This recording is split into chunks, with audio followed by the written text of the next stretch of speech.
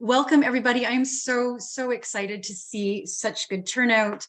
Really excited to start the launch of our monthly webinar series. Before I go any further, I do want to read our land acknowledgement. We acknowledge that we here in Midland are situated on the traditional land of the Anishinaabe people. We acknowledge the enduring presence of First Nation, Métis, and Inuit people on this land, and are committed to moving forward in the spirit of reconciliation and in a relationship based on respect and cooperation. We wish to acknowledge the people who have walked this path before us, those who walk on it now, and the future generations who have yet to walk upon it. We pray to the Creator to guide us with strength and wisdom so that we may all continue to serve as stewards of this land. So welcome again. This is the first of what we hope is a long monthly series of conversations with our community. And by community, I mean our community of professionals, our community of clients, of parents, families, people we've met, people we haven't met. The idea for doing this was really born out of many discussions that the team has had over the years. Discussions where we have sat and said, I really wish we were having this discussion with more people. I wish that other people could kind of contribute and help us grow as we talk about issues related to eating disorders and body image that frankly we find are misunderstood, misinterpreted, and frankly not talked enough about. So it is with my distinct pleasure to be able to offer this with the team, and I'd like to introduce you to your two group facilitators this evening. So I will start by introducing you to Rachel GEROW. Rachel, I'm so thrilled that Rachel is doing this. Rachel and I have worked together now for many years. She is a registered psychotherapist and has a Master's of Arts in Counseling Psychology from Yorkville University. Rachel completed her clinical practicum under my supervision while completing her master's degree. She has a Bachelor of Arts degree in psychology from Laurier University and is registered with the College of Registered Psychotherapists of Ontario. Rachel is expertly trained in CBT, DBT, cognitive processing therapy, and specializes in working with emotion dysregulation, eating disorders, PTSD, and mood and anxiety disorders. She is one of our core DBT skills group facilitators, and I'm thrilled, Rach, that you will be co-leading tonight. With Rachel is Trent Simons. Trent is a registered psychotherapist with a master's degree in clinical counseling with an Indigenous studies emphasis from Tyndale University and Seminary.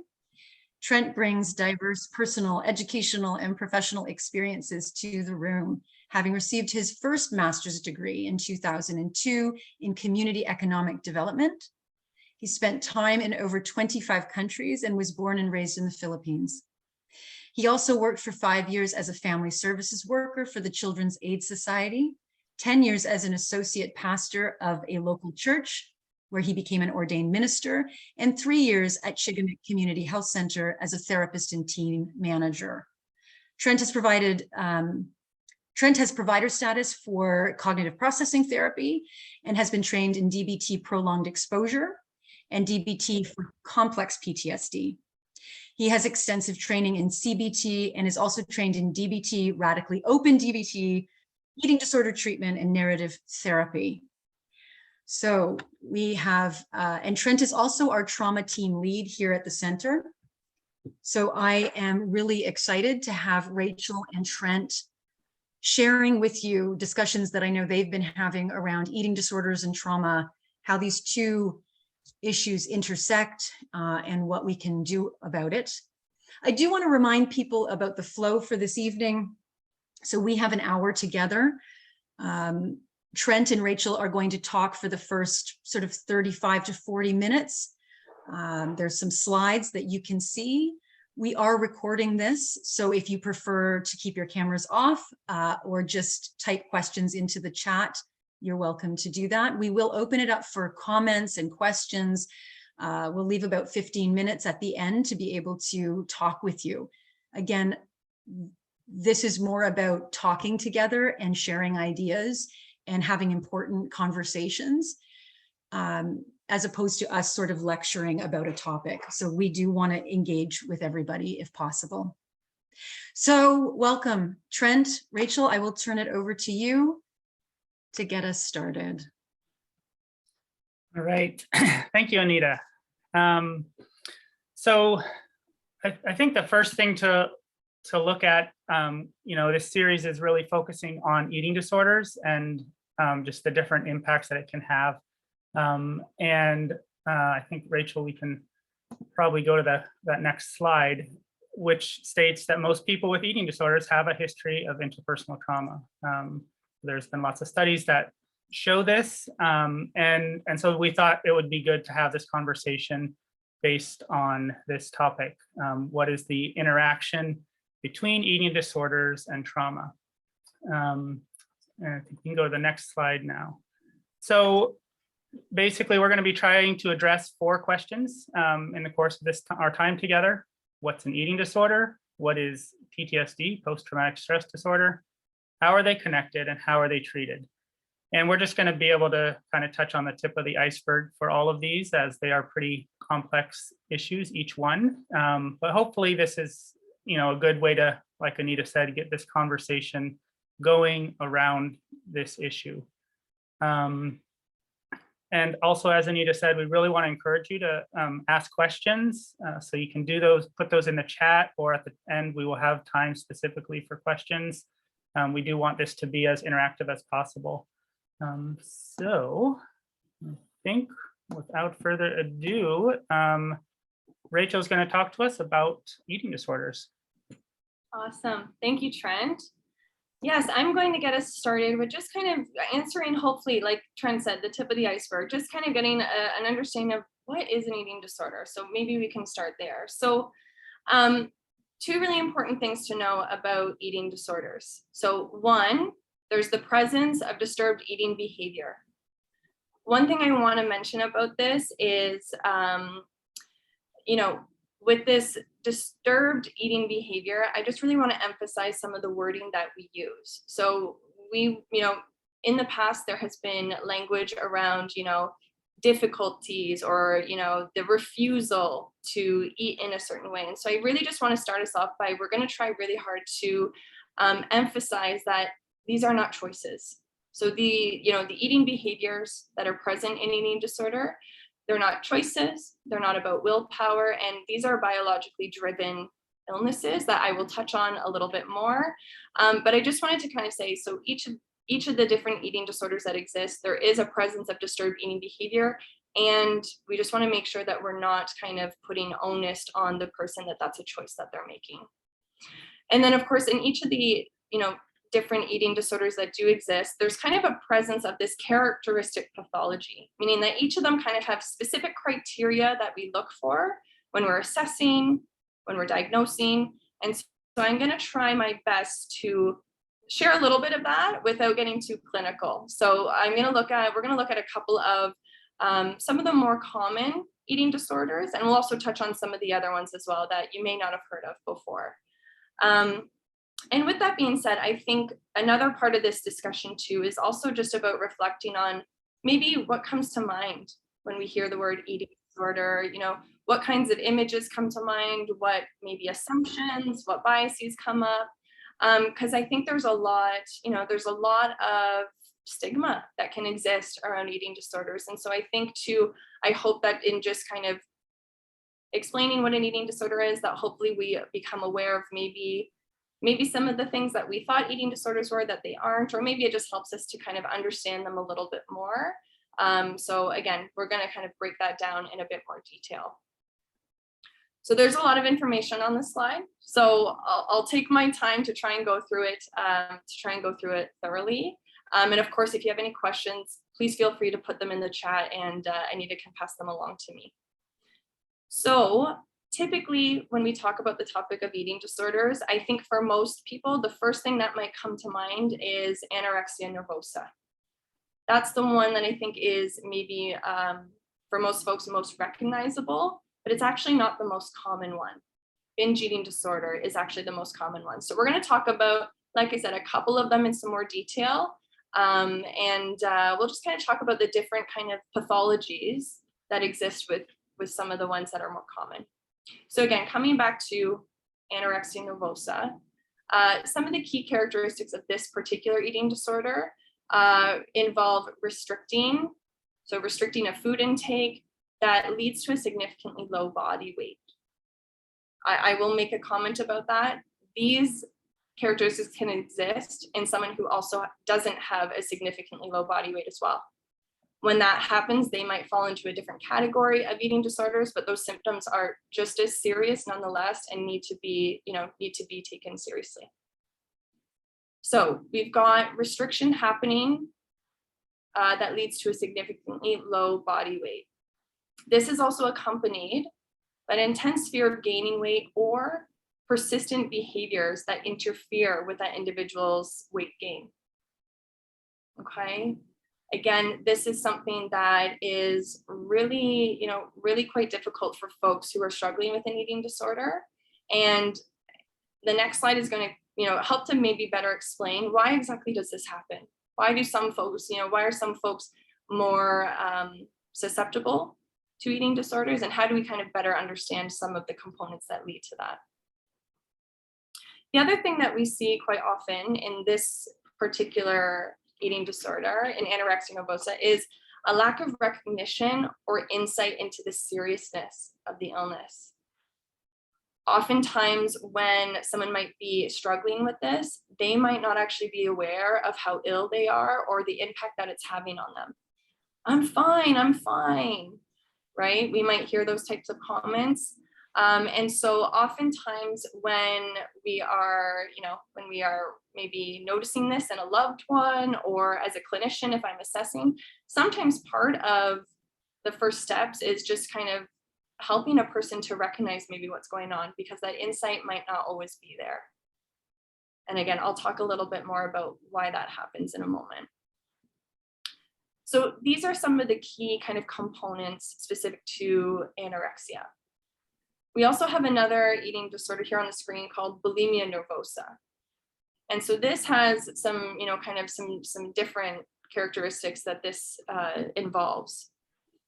Bulimia nervosa is an eating disorder in which an individual engages in binge eating episodes and compensatory behaviors.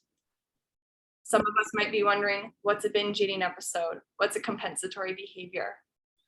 So just as a little bit of a brief kind of overview, a binge eating episode, these are objectively large amounts of food consumed in a short period of time. And it's not just that alone. These are also episodes where an individual is maybe feeling a sense of loss of control, and oftentimes also experiences that episode as being shameful or disgusting. Oftentimes I might get people ask me like, well, if I overate at a meal, is that a binge eating episode? And so that's where we would have to kind of consider these other two factors. Did that person feel out of control when that was happening? And is it followed by some negative feelings of guilt, shame, disgust? Okay. So this is one of those characteristics that occurs in this. And then after the binge eating episode, these individuals tend to kind of engage in some form of compensatory behavior. And a compensatory behavior is a behavior used by the individual to try and manage their weight and shape. There's a bunch of different behaviors that this can look like. This can include self-induced vomiting, laxative use. I've got some other examples here on the screen. So there's a lot of different ways in which someone can be compensating for those binge eating episodes. In addition to this cycle of these two behaviors kind of happening, we also notice that a lot of folks will struggle with body image, again, intense fear of weight gain. And again, we will see that there might be a lack of insight present as well. So maybe not recognizing the seriousness of this, maybe not recognizing the impact it's having on them. Again, these are kind of key characteristics to eating disorders that we oftentimes see. The next one that I'll talk about, the one that's most common, binge eating disorder. This one is similar to bulimia in the sense that it also includes episodes of binge eating. However, in this one, there's no compensatory behavior afterwards. So this individual is engaging in binge eating episodes, is feeling out of control, is maybe experiencing those really negative emotions after. However, there isn't a compensatory behavior that's followed. And yet still, this person will still maybe struggle with body image disturbance, maybe lack of insight as to what's going on. Those things can still be present.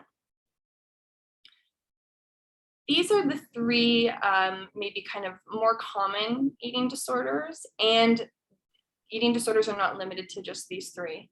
I could definitely do a whole talk where we talk about each one and all the specifics. And I think for now, I'll just leave it at maybe just quickly mentioning a couple others.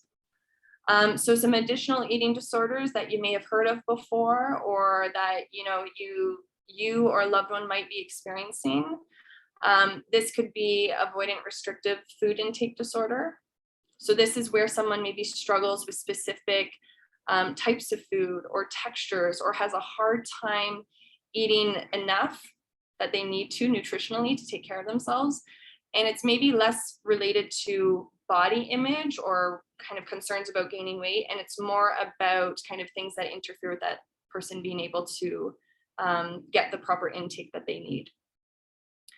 There's other disorders as well, rumination disorder, pica. And then there's kind of this catch-all category as well, which is the other specified feeding or eating disorder. So early when I was saying that one of the characteristics of anorexia is that someone has to be at a significantly low body weight. Again, what if someone's experiencing those symptoms who isn't at a significantly low body weight? This might be one of those scenarios where that person would fall into this kind of OSFED for short category. So there's still a presence of disordered eating. There's still maybe lack of insight. There's still maybe all these characteristics. And so we need to take those symptoms just as seriously, right? So I don't know, Anita, I might just check in quickly. Are there any, because I can't see the chat right now, are there any questions about all this information that I've got on this screen? Not related to this, Rach. Okay. I think you've done a nice job of talking about sort of some of the differences and similarities, right? About eating disorders and yeah. Okay. Keep going. Okay, thanks, Anita. So, Wait, yeah. Guys, thanks very much for putting on the webinar. I just had a quick question, and I don't know if you guys have noticed, but I work a lot with clients with eating disorders, and I've noticed that I'm getting more referrals for binge eating disorder over COVID. Is that something that you guys have noticed? And if you have, any thoughts on why that might be? Great question. I can speak for myself, and Trent, Anita, please jump in as well. Personally, I've seen an increase in all eating disorders across the board. So, I mean, I think a couple of things might be contributing to that. I think the awareness about binge eating disorder has really improved over time. And I think in the past, a lot of those folks who do struggle with binge eating disorder, I think where they would typically go is not necessarily a treatment center. I think a lot of the time, whether that's maybe pressures from diet culture or from the media or from other places, I think a lot of the time, the folks that I've worked with binge eating disorder, they end up at, a Weight Watchers or another place first before they actually come to us. And so I hope that with more awareness and more kind of, advocacy around these things, hopefully maybe they're kind of finding us sooner, which is what I hope. And I also think COVID has exacerbated a lot of mental health issues. I know that for us, our clinic specific, we had an increase in really kind of our wait list for anything, whether that was eating disorders or mood and anxiety. And so I've kind of seen it across the board. And I don't know, Trent or Anita, do you have any insights to share on that? One thing that came to mind when I think about binge eating is it's often something that's done kind of in secret. And I think COVID kind of pushed a lot of people away from the public eye, right? So there was in some cases maybe more opportunities it was a little bit easier to do it maybe. So that's not based on research, just based on my own kind of thoughts on that.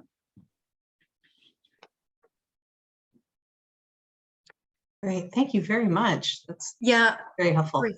Thanks, Fiona. And I'm also, there's a question about, I thought there was movement towards calling it atypical anorexia in the literature for those with anorexia symptoms, but not presenting with low weight, a movement away from the OSFED catch-all. Yeah. Yes and no.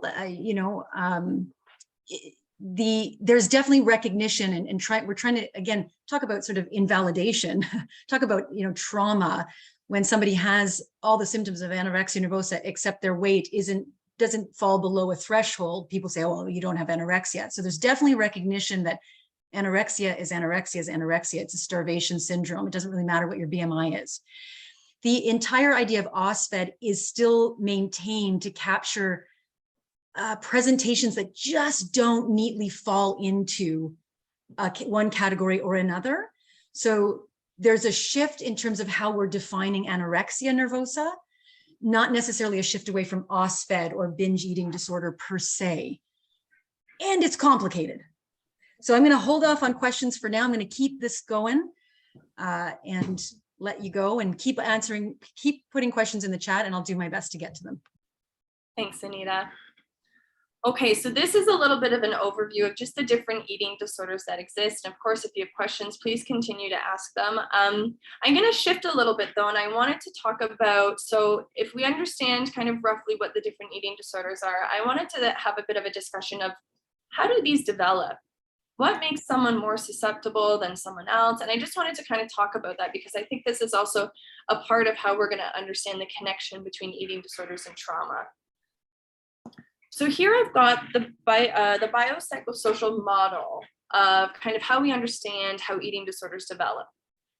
So first we have to consider predisposing factors.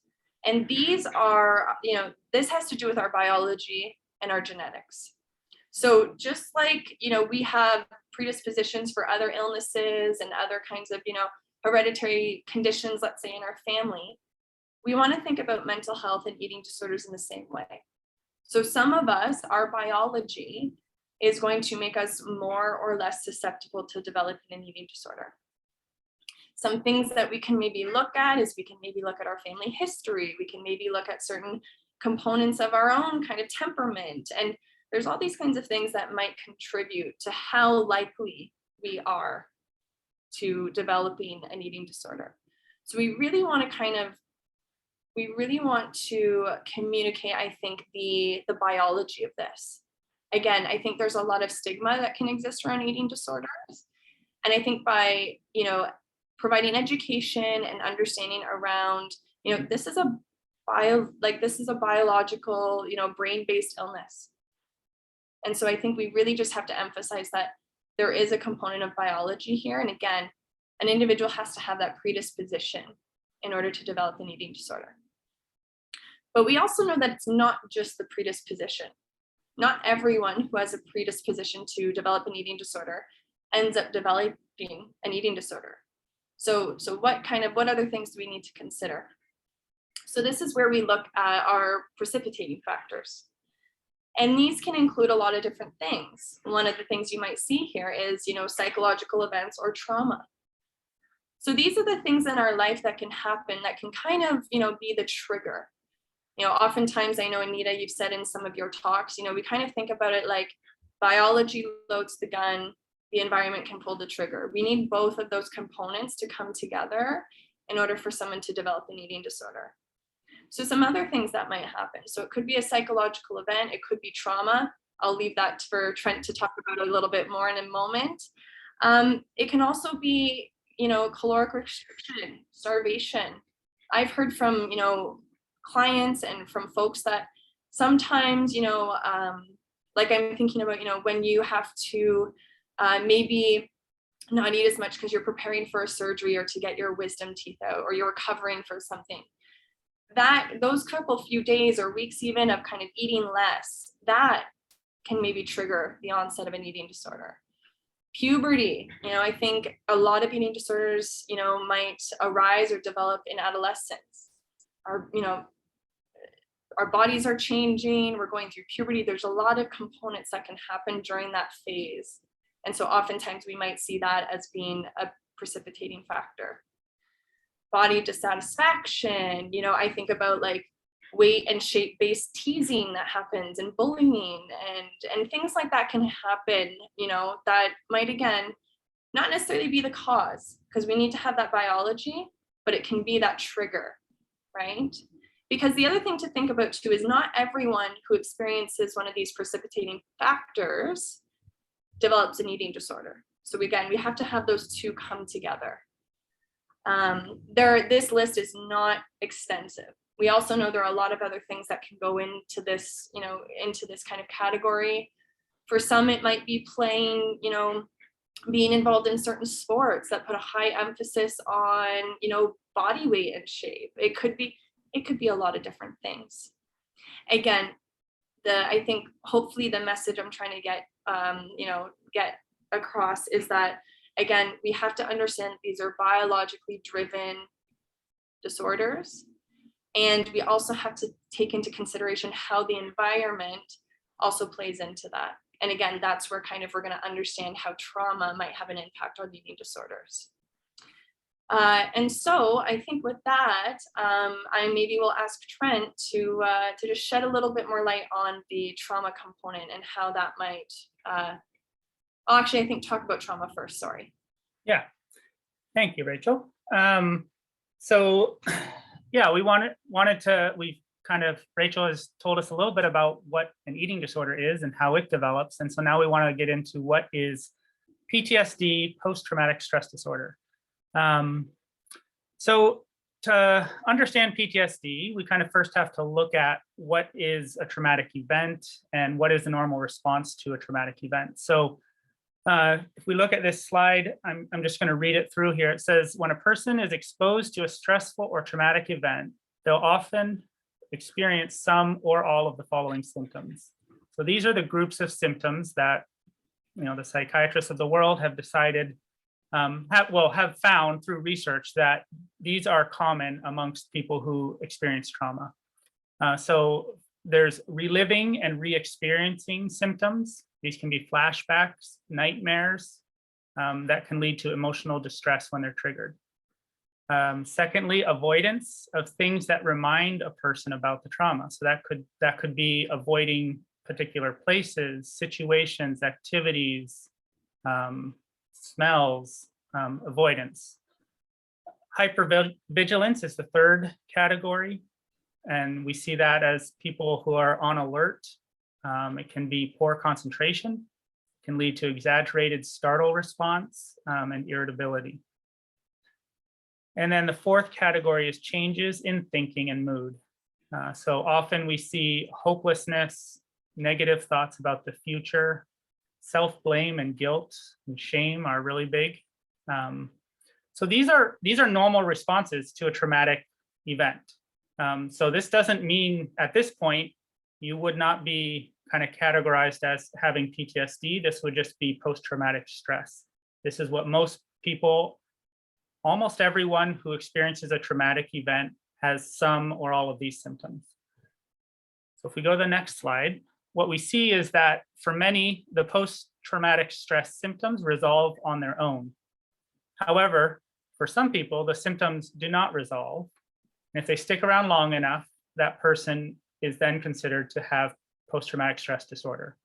So that begs the next question, which is, well, what keeps the symptoms around?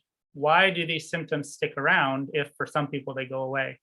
And what we find is that the biggest reason why these symptoms stick around is avoidance. Avoidance can take all kinds of forms.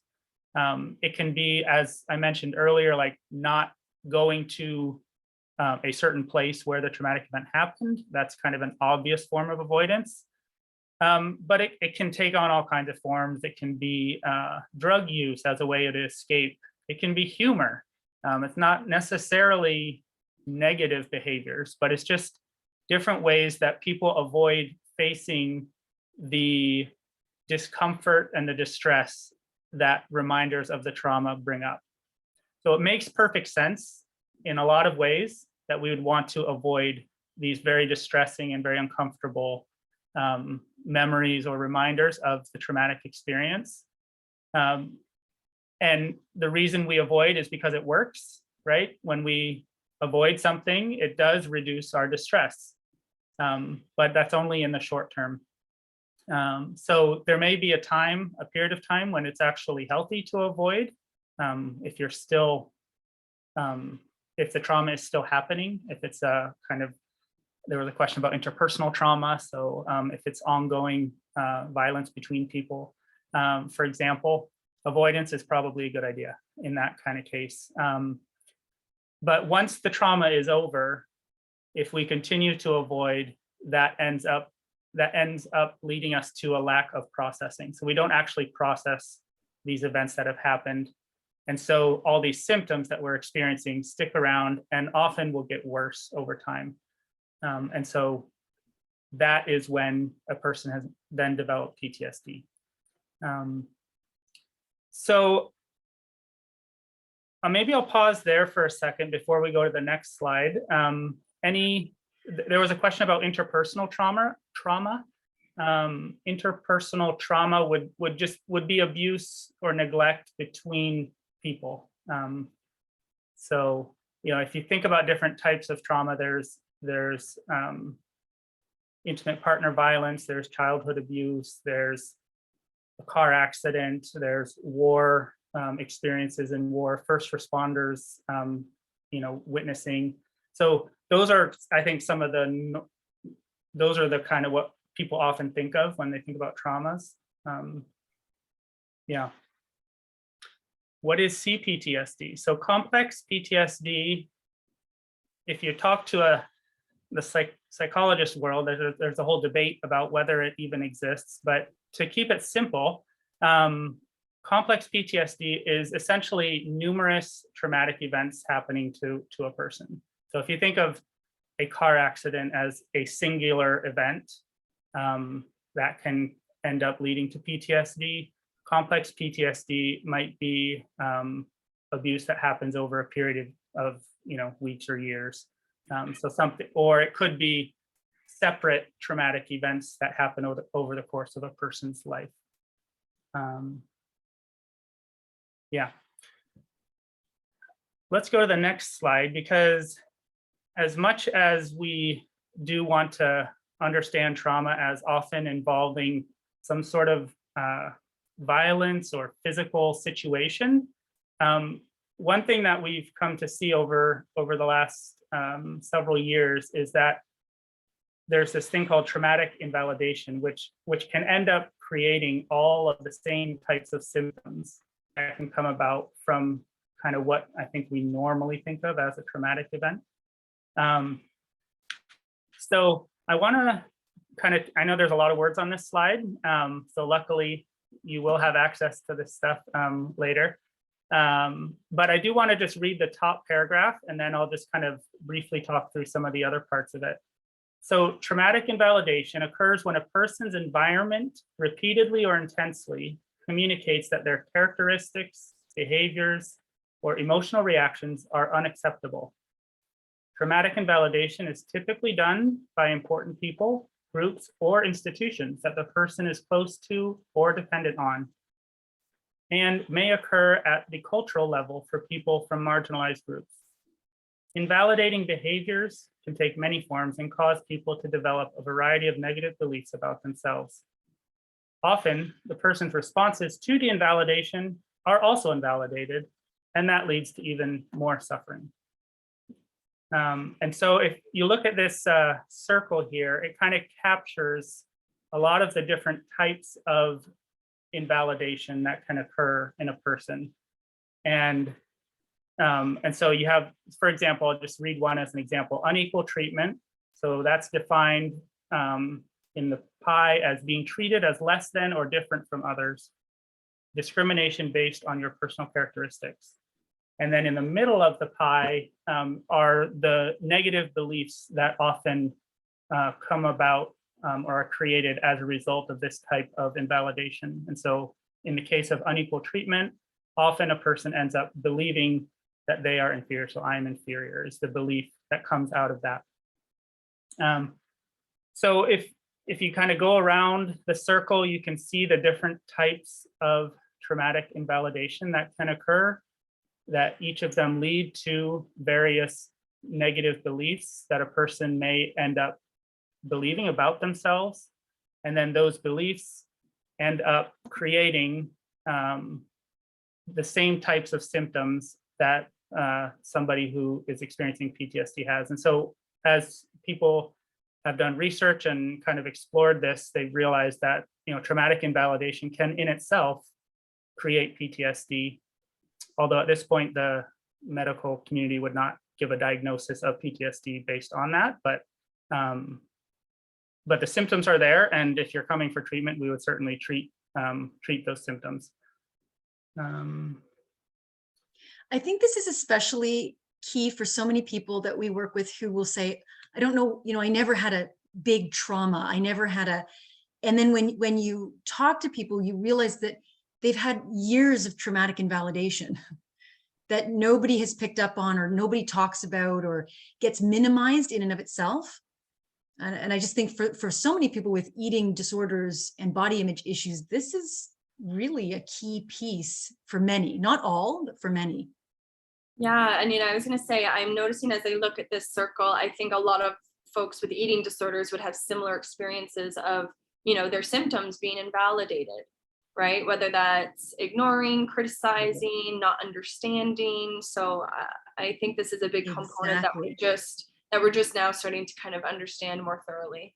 Well, I think it starts to, the idea of treatment itself being minimizing or ignoring or excluding or blaming, like these are things that people have been talking about, clients have been talking about for years, but there's never really been a language around it or a way to go, hey, wait a second, which leads to more, patient blaming, right? Mm-hmm. So I think it's an important concept to be thinking about from a treatment programming perspective, but also just in our lives, if people have experienced these things. Does that make sense? Yeah. I'm watching Fiona nod her head. Well, as a DBT person, I think that's definitely very true. I think, Rachel, and you touched on that, and Anita, that a lot of the clients we see have been through CBT programs, and there's nothing wrong with CBT, but it can be invalidating from the point of view that it doesn't recognize the environment in the same way. It looks at fallacies in someone's thinking. But I was just going to say, the traumatic invalidation really fits nicely, Trent, with what you were saying about complex PTSD. And the thing I find fascinating and challenging about complex PTSD is it often starts when people are very young, during developmental years, and it influences really, my belief is that it influences their schema and their views of themselves and the world. And that's the lens they go out into the world with. So it's that gift that just keeps giving, where that's how they see themselves in multiple situations over time. And so it's really so layered and so complex that I hope the DSM will recognize it, because it is a little, well, it is quite different than single episode PTSD. Mm-hmm. And the treatment is quite different too. So yeah. Yeah, thank you, Fiona. And I think that some of the things that we see in all trauma treatment is these negative beliefs that people develop about themselves. And so looking at it through this lens of traumatic invalidation is another way for us to see that these negative beliefs that in some ways drive those PTSD symptoms can come from different places, not just from a violent traumatic event as we may normally think of it. Yeah. Okay. I think what's next? The chicken or the egg is next. The great question. So what comes first, the chicken or the egg? Does an eating disorder create PTSD, or does PTSD create an eating disorder? We can go to the next slide. So I mean, this is a question that really there's no clear answer to. And this is where, when we start to get into the treatment portion, this is a big part of those initial stages of treatment, is trying to figure out how trauma and eating disorders interact with each other. So if we think about eating disorders, they can make it hard to process trauma emotions, right? If your body and brain is not getting enough nutrients, then it's hard to do anything emotionally in a healthy way. And so if you add big trauma emotions on top of that, then you've got these big trauma emotions with a brain that isn't working quite right because it's not getting enough nutrients. And that's a recipe for some struggles for sure. On the other hand, PTSD triggers are sometimes medicated by ED behavior. So that an ED behavior could be a form of avoidance. So instead of dealing with this emotional response, this memory that's kind of, coming back to me, I'm going to go and try and do an eating disorder behavior. I'm going to restrict or do some exercise or something like that, just to try and not have to think about or not have to feel those things. In addition, some types of trauma, I think specifically of sexual trauma, can make a person more aware of body image issues, which often feeds into those things that are driving the eating disorder. And so those are just some examples of how these things interact with each other. So for example, if I think of somebody who maybe develops an eating disorder at a young age, and then maybe they're subsequently assaulted by a partner who has, talked about specific aspects of that person's body, then all of a sudden that person, those aspects of the body are going to be that much more something that the person's going to be concerned about, or those body image issues are going to be that much more exacerbated. And so you can see how that traumatic event kind of takes the eating disorder and might kind of take it to an even higher level. Or maybe somebody who has PTSD feels out of control, and so they, as I mentioned before, controlling their food kind of gives them a sense of control. And so then you have the eating disorder behaviors become a way to avoid processing the trauma. So you can see these things interacting with each other. It isn't clear cut. There's no way of saying one always causes the other. But I think that brings us into the treatment phase, which is where we try and figure that out. Thanks, Trent. So as Trent's mentioning, it's never kind of the exact same for every individual. So every time that, I know for us at least, that we meet someone where maybe both an eating disorder and PTSD or trauma are present, we have to kind of think about it, on a case-by-case basis. So one thing that we are aware of is that a common characteristic of both PTSD and eating disorders is that they include feeling out of control. They include emotion dysregulation, so an inability to regulate our emotions, and avoidance. So these are things that hopefully we are going to treat in both of those things. And we also have to kind of take into consideration how they interact, as Trent was saying. So when kind of treatment planning for someone, we have to tailor to each person based on how both the eating disorder or the PTSD are impacting them. Is there a causal relationship between the two? How are they interacting with one another? So there's a lot of things to consider. And, oftentimes I think, Anita and Trent, I think a lot of the times our consult meetings talk about these types of things. Okay, I've got someone, they've got both of these presenting issues. How do we kind of conceptualize what's the best approach? And again, every scenario is a little bit different. But if I can just shed a little bit of insight of how we kind of approach it, we have to think about the severity of the eating disorder behaviors, right? The ED treatment has to come first if their eating disorder behaviors are, significantly impacting, the nutrients getting to the brain. As Trent was mentioning, PTSD develops because our avoidance gets in the way of our ability to process. Well, if our brain is starved, if our brain isn't getting the nutrients it needs, it's also not going to be able to process properly. So if we've got someone who's wanting to work on both their eating disorder and their trauma symptoms, If their eating disorder is severe enough that they're malnourished or not medically stable, that's probably going to be our first thing to treat, because we would hate to kind of do all this work, this cognitive work, this processing work, for them to not be able to remember it or just not be able to kind of participate as thoroughly. So again, we have to kind of get a feel for where is the severity of the eating disorder. If the eating disorder is more severe, we got to tackle that first.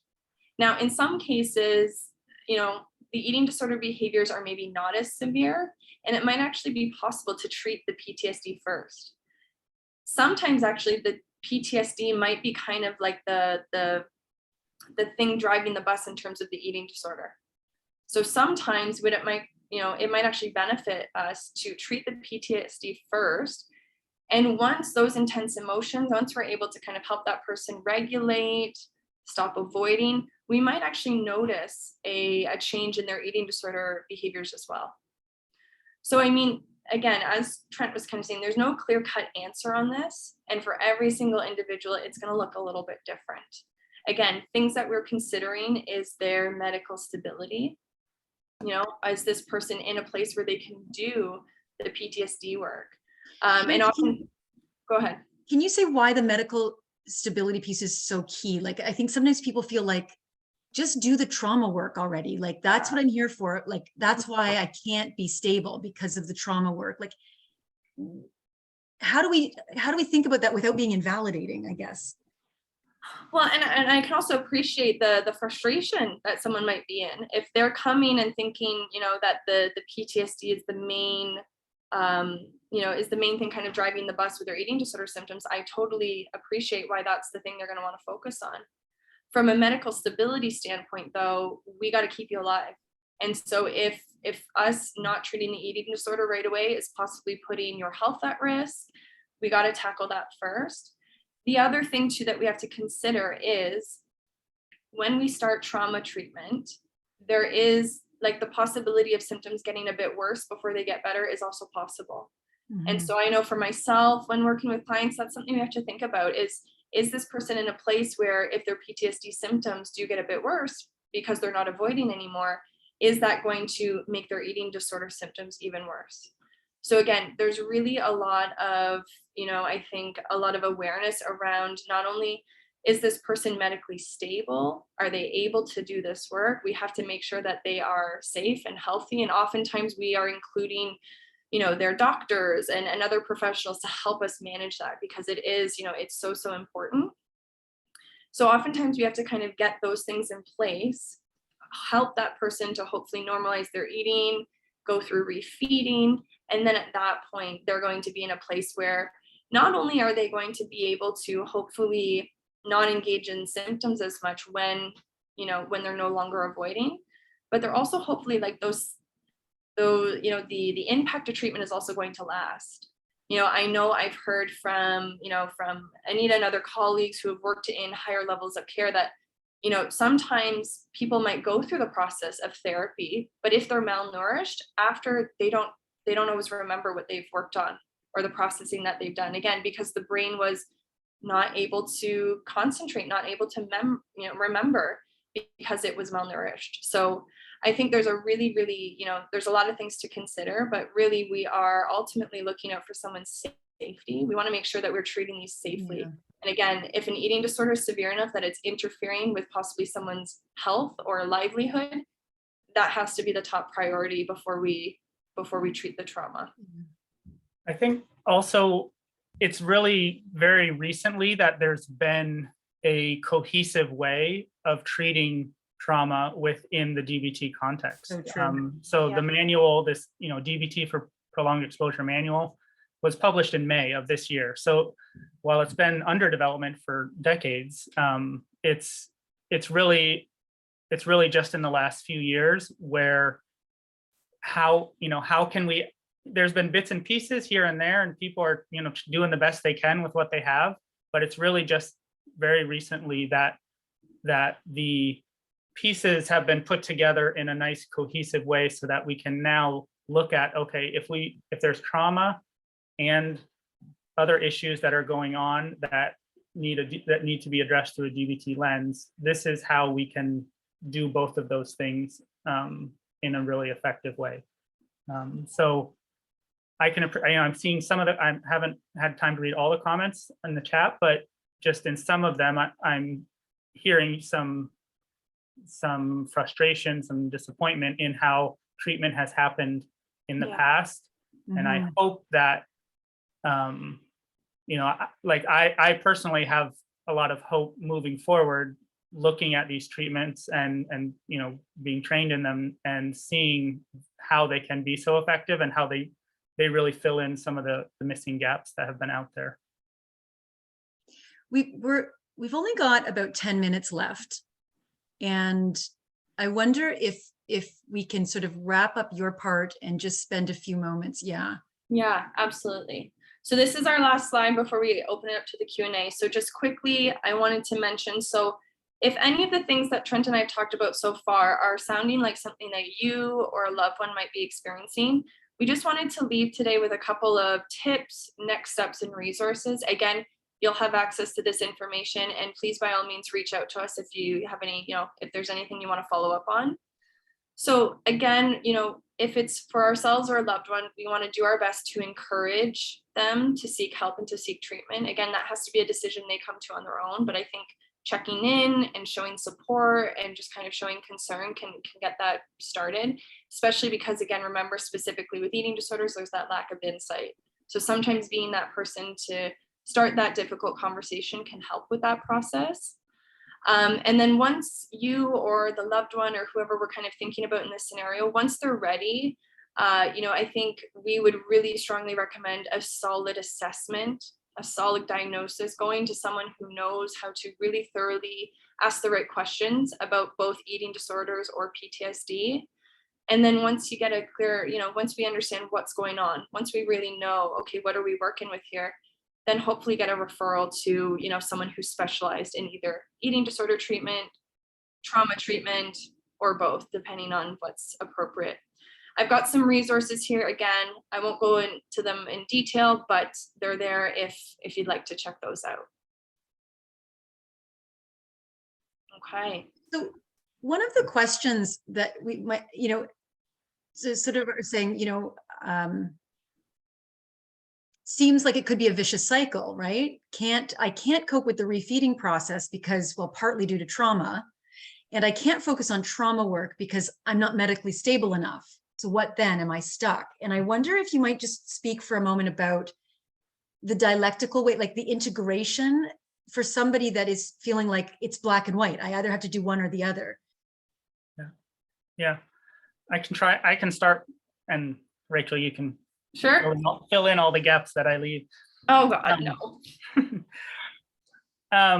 It is tricky for sure. It's not an easy answer. And those, you know, so that cycle, I can totally see how that cycle can happen. I'm thinking right now about the DBT PE treatment, which I think is the best combination of the two things, of DBT, which can be an effective treatment for eating disorders if done adherently, combined with prolonged exposure, which is one of the evidence-based PTSD treatments. And the way that treatment is designed is that there's a minimum amount of stability that is needed, and it's very clear what is needed in order to do the PTSD treatment. Mm-hmm. So it's not like it. I think in the past there's been some. It hasn't been clear. You know, we kind of have to get stable. What does that mean? How long do I have to be stable in order to start the trauma treatment? Some of those questions have been answered more clearly now, and so I think that's part of it, is having a clear kind of goal and a clear set of guidelines around this is what's needed before I can move into the trauma treatment. And then DBT, if done again adherently, will provide the foundational skills that are needed in order to prepare yourself for the trauma treatment. Thank you. I think that's important, and I think there's much more negotiation in these models. It's not like, you know, like we need you to stay alive so we can have enough room to get progress. So yes, there has to be some tolerating, some refeeding, but it's not the same as traditional eating disorder treatment that says you have to get to this low end, or we need people to be alive because treatment doesn't work if people are dead, right? That's the premise. So we have to have a minimal engagement. And that can help when people are borderline medically stable. I know there's a message in the chat about this, or people that are kind of on the fence. You know, you can kind of get your foot in the door a bit and see if we can like inch forward together, which is a very different way of being with people than I think we've traditionally done in eating disorders work. Yeah, if I can just maybe add, and I don't know if maybe this is part of kind of why this comment was made, is I think in the past, a lot of programs, either for PTSD or eating disorders, there's a lot of exclusion in terms of like, if you have this or if you have this, you can't be considered for this treatment. And I think I share that same hope that you were talking about, Trent, in the sense that I think as we continue to move forward, we start to understand the complexities and the ways in which we can't just kind of, you know, categorize these separate disorders and treat them totally separately. We have to start to have models that can allow us to do a little bit of the trauma work while working on the eating disorder and have that flexibility, because, you know, if they are interfering, you know, if they're kind of impacting one another and influencing one another, why would we think that having two separate treatments, you know, is the way to move forward? So I totally hear that frustration, and I think it has been a cycle like that. And I'm hopeful that, you know, like Trent said, approaches like DBT, DBTPE are starting to really think about how do we treat the complexities of having, you know, more than one of these things going on. So I think there is room for that. And as Anita said, as long as someone is willing to stay alive, we can work with that from a DBT perspective. So, you know, hopefully, you know, that we continue to be able to provide that moving forward, so that people don't have to feel stuck in that cycle. Your comment about the exclusion criteria just made me think about the DBT-PE treatment was created from that space of, let's take all the exclusion criteria and make that the inclusion criteria. Yeah. And that's what DBT-PE was designed around. So yeah. I feel like now I feel like I'm just warming up right now. I'm like, ooh, now I need another hour. Okay. So Trent and Rachel, you got us started. We've been talking about launching this monthly webinar series forever, and you stepped up and you started with a very complicated topic. And I really am grateful for you for doing that. I think our emphasis again is to highlight that we do believe that trauma needs to be included in eating disorders treatment, and that it's much broader than sort of the classic definitions of trauma. And that's the work that we do and the work of many others that are now starting to do that. So I do also feel hopeful. So wonderful job. Rach, if you just want to quickly put the next slide, I just wanted to let people know that we have our fall series planned. So myself and Charlotte Laws are going to be back on October 18th at 7 p.m. And we're going to talk to you about bariatric surgery, what you might not know. Okay, so we are really excited about that one. In November, myself and a parent with lived experience, we're going to talk about understanding ARFID, sort of supporting families. And then we've got a couple of our amazing dietitians who are going to talk about how on earth do we get through the holidays, okay, coming in December. I hope to see you there. If there's feedback, please let us know. We're so grateful for you for being with us. We're a community. Thank you so much. Thanks, everybody. I hope you have a great night. It's so nice to see all of you. Thanks so much for being here, everyone. Yes, thank you, everyone. Awesome job.